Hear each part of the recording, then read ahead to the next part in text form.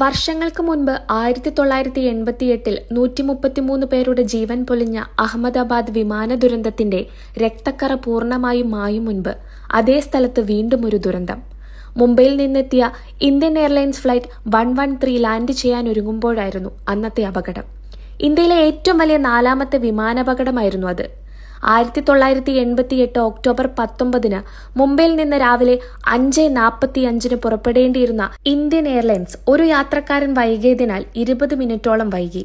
6:05 അന്ന് പറന്നുയർന്നത്.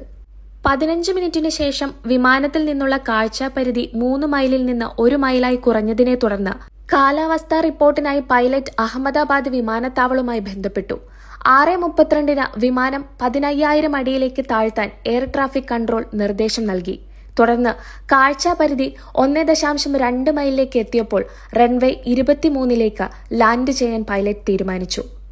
ലൊക്കേറ്റർക്ക് മുകളിലൂടെ പറന്ന വിമാനം എയർ ട്രാഫിക് കൺട്രോളുമായി ബന്ധപ്പെട്ടു.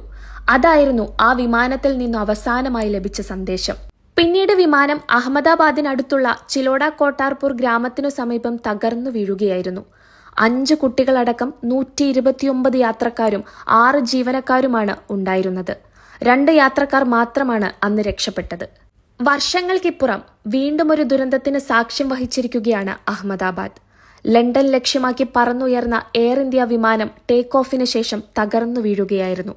242 യാത്രക്കാരുമായി പുറപ്പെട്ട വിമാനം നിമിഷങ്ങൾക്കുള്ളിൽ തീഗോളമായി മാറി.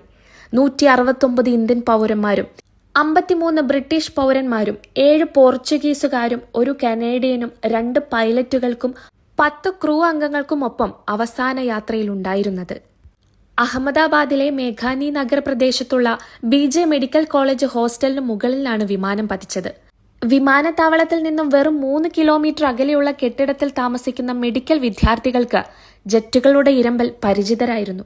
എന്നാൽ അപ്രതീക്ഷിതമായി നടന്ന സംഭവത്തിൽ 4 MBBS വിദ്യാർത്ഥികൾക്കും ജീവൻ നഷ്ടമായി. വിമാനം അപകടത്തിലാണെന്ന് നൽകുന്ന സൂചനയായ മേഡേ കോൾ അപകടത്തിന് തൊട്ടു മുൻപ് സഹ പൈലറ്റ് നൽകിയിരുന്നു. പക്ഷേ എല്ലാ ശ്രമങ്ങളും നിമിഷങ്ങൾക്കകം വിഫലമായി തീർന്നു. 4 ദിവസത്തെ എമർജൻസി ലീവിന് നാട്ടിൽ വന്ന പത്തനംതിട്ടക്കാരി രഞ്ജിതയുടെ മരണം കേരളക്കരയുടെ ഒന്നടങ്കം നോവായി മാറി. ഉള്ളുലയ്ക്കുന്ന വേദനകൾക്കിടയിൽ ഒരു ജീവനെങ്കിലും രക്ഷപ്പെട്ടു എന്നതാണ് ഏറെ ആശ്വാസകരം.